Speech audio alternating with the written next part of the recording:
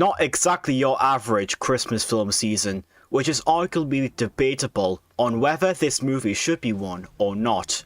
But that argument does not matter even one tiny bit. That's because this movie, whatever it wants to be, is cinema peak. Starring Bruce Willis as the dormant protagonist and taking place entirely on a skyscraper, this bloody fantastic thriller evolved action movies forever. When you think about good action films, this is probably the first thing that comes to your mind. There's so much to offer here. With perfectly blended genres and a tremendous script that inspired many movies, it is the true definition of a holiday classic and rightfully the main inspiration for many directors' work in the current state of cinema. It's so good that it has to be seen by everyone before you die hard. So, what made this 1980s classic extraordinary, fantastic? How does it blend character development effectively with action spectacle? And why did it become revolutionary for spawning a huge slate of films? In today's movie review, I will be talking about one of my favorite movies of all time, Die Hard. Welcome to the party, pal. To start my review on this flawless flick, the biggest and main highlight of it all is its character development. Most of the characters are really great and all, but the one who is in charge of it all is John McClane. Are you sick and tired of seeing superheroes in modern day superhero movies having the same repetitive story that gets stale rather fast? Well, luckily, this movie will be a massive relief to you with its main protagonist being set apart from your typical superhero. McClane has everything that makes his story compelling and grounded, which means you'll always be on his side. He's vulnerable, makes mistakes, and he has lots of struggles, so it's very easy to see it all inside and outside of him. John McClane carries this entire movie on his back whilst walking barefoot in the process, thanks to the constant charisma of Bruce Willis. While we are at it, we'll mention a few of the secondary characters also being great. Those are the main antagonist, Alan Rickman, has Hans Gruber, being a ruthless but also memorable villain, doing effective use of the good versus evil cliche, Al Pal's redemption arc, and Holly Gennaro, a rare example of human characters being just as entertaining as the main action sequences. In contrast to its well-done story, the film was written really well with its very tight script.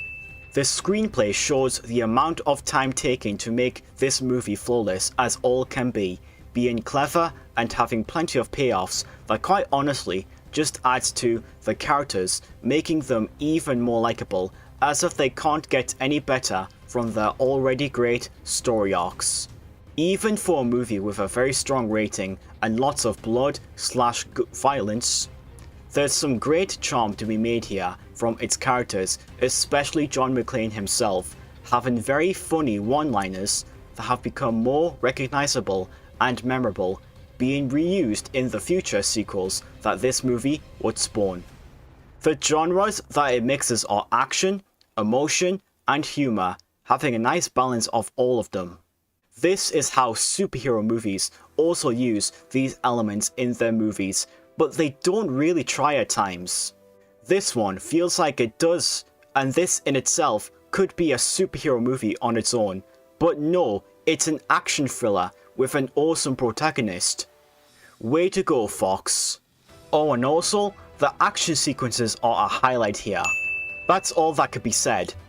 If you really enjoy the characters in this film, then you'll also like the action sequences because they are well put together alongside the well done script. The entire film takes place on a large skyscraper in LA. Now I know that it does limit its potential, but it makes good use of it. Having so much action for a film set in one location is nothing short of impressive. There are some very effective practical effects and bloodshed, taking itself apart from superhero movies that are focused on special effects and CGI with superpowers. It all feels very real since there's always still plenty to go around. I say this because the setting is very lively for a 1988 movie with the Nakatomi plasma. The more you think about it, this movie also revolutionized stunt designs, seeing plenty of shots from high to low. Even still, you'll enjoy the action sequences here. To see how this genre evolved to its full potential, this is where it all began for a great series of movies. To add more proper in to its indestructible layers, it uses some strong themes that go from its setting to other types of elements.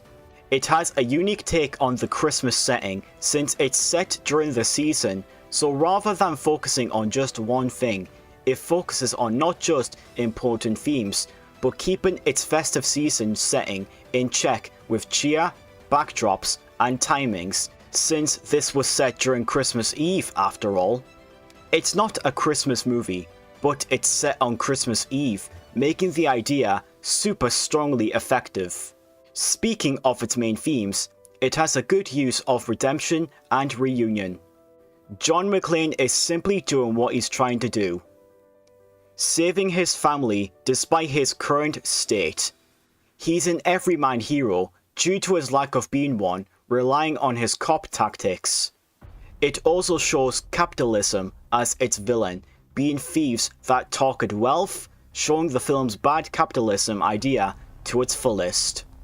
The Christmas themes work well with its elements that are integral with miracles, example being John McClane's survival, community, his bond with Sergeant Powell, who redeems himself during the film, and blending holiday cheer with violent reality. Combine these types of themes together, and you've got a film that stands on both fronts as a Christmas movie and an action movie, being a masterpiece in whichever option you please. Lastly, the additional qualities that add icing to this stuffed cake. The tone is very balanced out, combined with some moments that also make it amazing. 3 additional aspects that add well to its narrative and screenplay. 1. The emotional depth is well needed to make its characters more memorable and affecting, not to mention there are some great redemption arcs and plenty of turnabouts. 2. All the genres blended are effective and interesting, making it highly rewatchable for those who are looking for action, suspense, humor, action, and emotion. And 3. The pacing feels very perfect for a 2-hour and 20-minute film. It's never too slow. It takes plenty of time to give us strong character development to help set the action scenes up, and plenty of moments to slow down to catch its pacing. It makes it the perfect runtime, as even if it were just 2 hours long, it would still be perfect since it offers so much already, so cutting down 20 minutes wouldn't have made much of a difference. It's a fun, well-grounded, strongly written experience that is perfectly aware of what it wants to be. It's clever and also effective. Die Hard is one of the greatest action movies of all time, and also one of the best Christmas movies ever. Everything about it is just amazing. It's a certified 80s classic with lots of amazing character development, with a main protagonist being worthy of praise and respect to his story arc, an amazingly written script that proves that the writers were taking their time making this movie the best it truly can be, plenty of emotional depth with unexpected turnabouts that hold up very well to its potential, perfectly blended genres for all viewers that are looking for whichever they come to see, effective action sequences with plenty of bloodshed, plenty of strong and engaging festive / character themes, a fantastic voice cast, and perfect pacing that never feels too slow or sluggish. This is yet another one of my favourite movies of all time. Had it not been this classic, action movies wouldn't hit as hard as they do now.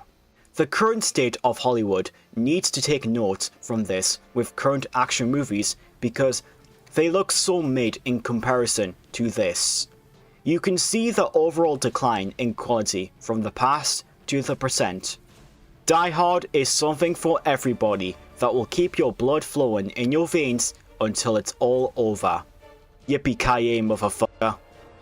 With plenty of exhibition as bloody good as its thrilling hero, and a script that adds plenty of layers to its unyielding system, Die Hard is an effective action thriller that challenged modern-day cinema for an eternity. My final score for this epic holiday thriller is a 10 out of 10 and a grade S. If there's one Christmas movie that stands out amongst the rest, it's Die Hard. One of my favourite movies of all time and among the greatest in the genre. I'm also sending my massive prayers to Bruce Willis's current health issues and his struggles with frontotemporal dementia, affecting his difficulties with communication, language, and comprehension. He's got a very caring family on his side alongside us, so here's to hoping that Bruce continues to get all the love and treatment he more than deserves. But with that being said, leave a like on this video if you guys did enjoy my review on Die Hard, and also remember to subscribe if you're new, and hit that bell icon to see more content on my channel. Thank you guys so much for watching, and I'll catch you all later. Take care of yourselves.